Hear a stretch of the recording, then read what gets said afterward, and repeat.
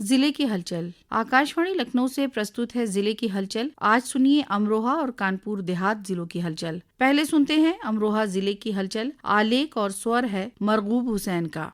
प्रदेश के उप मुख्यमंत्री ब्रजेश पाठक अमरोहा में 24 व 25 मई को 2 दिवसीय दौरे पर रहे। दौरे के पहले दिन उप मुख्यमंत्री ने भाजपा जिला कार्यालय में संगठनात्मक बैठक में प्रतिभाग किया। दौरे के दूसरे दिन डिप्टी सीएम ने कलेक्ट्रेट सभागार में प्रभारी मंत्री केपी मलिक की उपस्थिति में विकास कार्यों की समीक्षा की। इसके उपरांत उप मुख्यमंत्री ने विभागवार योजनाओं के क्रियान्वयन की विस्तृत जानकारी ली और आवश्यक दिशा निर्देश दिए। इससे पहले उप मुख्यमंत्री ने सामुदायिक स्वास्थ्य केंद्र गजरौला का निरीक्षण किया। इस मौके पर उन्होंने मरीजों से बातचीत कर स्वास्थ्य व्यवस्थाओं का जायजा लिया। गर्मी के कारण डिप्टी सीएम ने लोगों से अपील करते हुए कहा कि धूप में निकले, सर ढक के रखें और पर्याप्त मात्रा में पानी पीते रहें। जिले के सभी अस्पतालों में बेड आरक्षण करने के साथ साथ दवाइयों का इंतजाम किया गया है। ORS घोल को सभी आशा वर्कर के माध्यम से गांव-गांव पहुंचाया जा रहा है और यदि किसी को किसी सहायता की आवश्यकता पड़ती है उसके लिए तत्काल सभी को अलर्ट मोड पर रखते हुए इंतजाम करने के निर्देश दिए गए हैं। यहाँ अस्पताल का रख रखाव और चिकित्सकों का व्यवहार IPD OPD अच्छी स्थिति में है। जनगणना 2027 के प्रथम चरण में मकान गणना डोर टू डोर अमरोहा में 22 मई से शुरू हो चुकी है, जो कि 20 जून तक चलेगी। जिले में अब तक 3,518 प्रगणकों द्वारा 95,000 मकानों का सूचीकरण व गणना कर ली गई है। अमरोहा में जिलाधिकारी डॉक्टर नितिन गौड़ ने लोगों से अपील करते हुए कहा है कि हम लोगों से अपील करना चाहते हैं कि जो भी सेंसस कर्मचारी आपके घर पे आएँ, आप उन्हें बहुत अच्छा रिस्पांस दें। आप उनको पूरा डेटा एकदम शुचिता से अवेलेबल कराएं। इस डेटा का जो उपयोग है, भारत के जनगणना में जो डेटा मिलता है उसका पॉलिसीज इम्प्लीमेंटेशन में उसका रोल होता है। जितना शुचितापूर्ण डेटा होगा उतनी अच्छी पॉलिसीज बनेंगी और उतनी अच्छी लोकोन्मुखी स्कीमों का धरातल पे क्रियान्वयन किया जा सकेगा। लेकिन इनको इन्फॉर्मेशन पूरी और एकदम एक्यूरेटली दें। इससे कोई भी प्रोसिक्यूशन वाली कार्रवाई किसी के भी विपरीत नहीं की जाएगी। ये केवल एक डेटा कलेक्शन की एक एक्सरसाइज है। इंफॉर्मेशन लेने के लिए एक सौहार्दपूर्ण वातावरण हमेशा हर समय कायम रखें।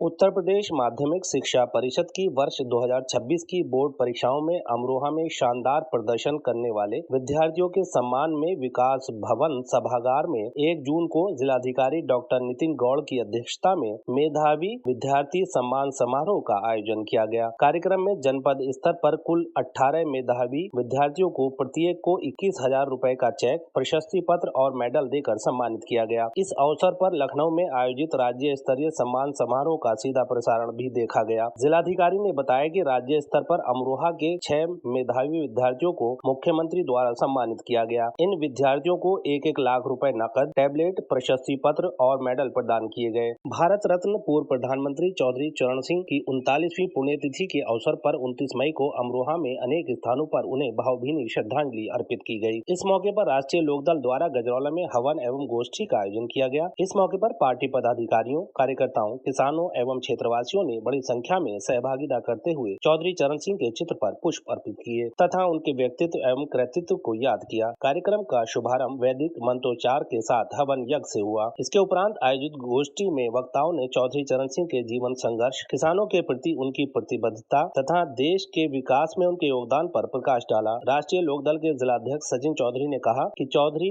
चरण सिंह केवल एक राजनेता नहीं बल्कि देश के करोड़ों किसानों की आशा और विश्वास के प्रतीक थे। उन्होंने अपना संपूर्ण जीवन गांव, गरीब, किसान और मजदूर वर्ग के उत्थान के लिए समर्पित कर दिया। आज भी उनके विचार और सिद्धांत प्रासंगिक हैं तथा देश की कृषि और ग्रामीण अर्थव्यवस्था को सशक्त बनाने का मार्ग दिखाते हैं। 1 जून से 30 जून तक चलने वाले खेत बचाओ अभियान के शुभारंभ अवसर पर 1 जून को अमरोहा में कृषि विज्ञान केंद्र गजरौला में जागरूकता कार्यक्रम का आयोजन किया गया। कार्यक्रम में धनौरा, गजरौला एवं हसनपुर ब्लॉक के किसानों द्वारा प्रतिभाग किया गया। इस मौके पर केंद्र के प्रभारी अधिकारी डॉक्टर AK मिश्र ने कहा कि समय की मांग है कि सभी किसान अपने खेत को बचाने के लिए अपने खेत की मिट्टी को पहचानने और उसमें आवश्यकता अनुसार संतुलित मात्रा में रासायनिक उर्वरकों का प्रयोग करें। रासायनिक उर्वरकों के अंधाधुंध उपयोग करने से मृदा का स्वास्थ्य, भूजल स्तर एवं वायुमंडल में प्रदूषण बढ़ता जा रहा है। इसके कारण मानव स्वास्थ्य पर विपरीत प्रभाव पड़ रहा है। केंद्र के वैज्ञानिक डॉक्टर शीशपाल सिंह ने फसलों के साथ साथ सब्जियों एवं बागवानी में कृषकों के द्वारा अत्यधिक मात्रा में कृषि रसायनों का उपयोग करने बनने के कारण इकोलॉजिकल संतुलन बिगड़ गया है। इसके कारण लाभदायक कीट एवं मधुमक्खियों को काफी नुकसान हो रहा है, जिसको बचाने की अत्यंत आवश्यकता है। केंद्र के वैज्ञानिक डॉक्टर अमित तोमर ने जैव उर्वरक, जैविक कीटनाशक एवं विभिन्न प्राकृतिक अवयवों को अपनाने पर जोर दिया, जिससे वातावरण का संतुलन बना रहे।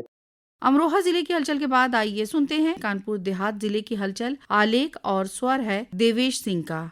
प्रदेश सरकार के कैबिनेट मंत्री और कानपुर देहात के प्रभारी मंत्री संजय निषाद ने विश्व पर्यावरण दिवस के मौके पर पौधारोपण करके पर्यावरण संरक्षण और संवर्धन का संदेश दिया। उन्होंने एक पेड़ माँ के नाम अभियान के अंतर्गत पौधे लगाए और कहा कि वृक्ष जीवन का आधार है। मंत्री ने पौधारोपण को प्रकृति के संतुलन और मानव जीवन की रक्षा के लिए अनिवार्य बताया। उन्होंने आम जनता से अपील की कि वे अधिक से अधिक पेड़ लगाएं और पर्यावरण को हरा भरा रखने में अपना योगदान दें। मंत्री ने अधिकारियों को भी निर्देश दिए कि लगाए गए पौधों की उचित देखभाल और सुरक्षा सुनिश्चित की जाए ताकि लगाए गए पौधे सुरक्षित रह सकें। केंद्र सरकार के 12 वर्ष पूरे होने के उपलक्ष्य में कानपुर देहात के प्रभारी मंत्री डॉक्टर संजय निषाद ने जिले में रात्रि प्रवास किया। इस दौरान उन्होंने सेवा, संस्कार, सुशासन एवं सम्मान अभियान के तहत ग्रामीणों से सीधा संवाद किया और सरकार की जन कल्याणकारी योजनाओं की जानकारी दी। मंत्री डॉक्टर संजय निषाद ने कैबिनेट मंत्री राकेश सचान के साथ भोगनीपुर तहसील के अमरोहा ब्लॉक के स्थित रनिया ग्राम पंचायत में रात्रि चौपाल लगाई। कार्यक्रम में अधिकारियों द्वारा ग्रामीणों को केंद्र एवं राज्य सरकार की योजनाओं की विस्तृत जानकारी दी गई। इसका मुख्य उद्देश्य पात्र लाभार्थियों को योजनाओं से जोड़ना था। इस दौरे के दौरान मंत्री संजय निषाद ने जन सुनवाई में लापरवाही करने पर नाराजगी जताई। कार्यक्रम में दोनों मंत्रियों ने केंद्र सरकार के पिछले 12 वर्षों की उपलब्धियों और प्रदेश सरकार द्वारा किए गए विकास कार्यों का भी उल्लेख किया। उन्होंने कहा कि सरकार अंतिम व्यक्ति तक योजनाओं का लाभ पहुँचाने के लिए प्रतिबद्ध है और गाँवों के समग्र विकास पर विशेष ध्यान दिया जा रहा है। रात्रि चौपाल के माध्यम से सरकार और जनता के बीच सीधे संवाद की पहल को और मजबूत किया गया। जनपद कानपुर देहात और आसपास के क्षेत्रों में पिछले हफ्ते हुई बारिश और गरज चमक से भीषण गर्मी व उमस से बड़ी राहत मिली है। तापमान में गिरावट दर्ज की गई, जिससे आम जनजीवन, राहगीरों और किसानों को राहत का एहसास हुआ है। पिछले सप्ताह हुई बौछारें और बादलों की आवाजाही ने चिलचिलाती धूप और गर्म हवाओं, लू से काफी हद तक निजात दिलाई। बारिश के कारण पारे में गिरावट दर्ज की गई, जिससे मौसम में ठंडक और हवाओं में ताजगी महसूस हुई। प्री मानसून की इस बारिश ने खेतों और पेड़ पौधों को नई जान दी है, जिससे किसानों और पर्यावरण को भी फायदा पहुंचा है। हालांकि कुछ क्षेत्रों में बारिश के बाद तापमान में उतार चढ़ाव और उमस बढ़ने की स्थिति भी देखी गई है। कानपुर देहात में मुख्यमंत्री ग्रामीण परिवहन योजना 2026 के तहत नई बस सेवा का शुभारंभ किया गया। विधायक रसूलाबाद पूनम शंखवार और जिलाधिकारी कपिल सिंह ने कलेक्ट्रेट परिसर में बस को हरी झंडी दिखाकर रवाना किया। यह बस तिस्ती रसूलाबाद से कैंजरी रूरुआ होते हुए अकबरपुर माती तक संचालित होगी। योजना से ग्रामीण क्षेत्रों के लोगों को आवागमन में बेहतर सुविधा मिलेगी और क्षेत्रीय कनेक्टिविटी मजबूत होगी। कानपुर देहात के भोगनीपुर क्षेत्र में थर्मल पावर प्लांट के नाम पर हुए 400 करोड़ के जमीन घोटाले में मुख्यमंत्री योगी आदित्यनाथ के निर्देश पर मूसानगर थाने में FIR दर्ज की गई। जिलाधिकारी कपिल सिंह की जांच रिपोर्ट के बाद कानपुर कमिश्नर ने बड़ा एक्शन लेते हुए ग्राम सभाओं की जमीनों का पुनर्ग्रहण निरस्त कर दिया है। 761.41 एकड़ जमीन को वापस सरकारी रिकॉर्ड में दर्ज करके ग्राम सभा के नाम निहित करने का आदेश जारी हो चुके हैं। कानपुर देहात के गौसगंज, भोगनीपुर, मूसानगर में अहिल्याबाई होलकर की 301वीं जयंती मनाई गई। इस अवसर पर अहिल्या आर्मी भारत एकता मिशन के तत्वाधान में नगर में एक शोभा यात्रा निकाली गई। अहिल्या आर्मी भारत एकता मंच के राष्ट्रीय अध्यक्ष धर्मेंद्र पाल ने बताया कि अहिल्याबाई होलकर ने देश भर के अनेकों मंदिर, घाटों, धर्मशालाओं, कुओं और सड़कों का निर्माण कराया था। उन्होंने वाराणसी के काशी विश्वनाथ मंदिर के पुनर्निर्माण में महत्वपूर्ण भूमिका निभाई। उन्होंने महेश्वर को सांस्कृतिक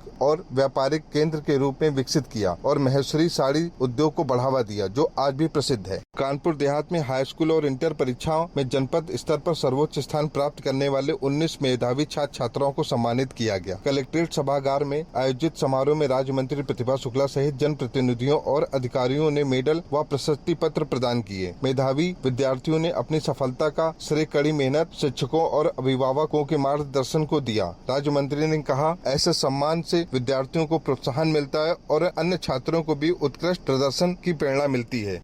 ये था आकाशवाणी लखनऊ के क्षेत्रीय समाचार एकांश द्वारा प्रस्तुत जिले की हलचल का आज का अंक।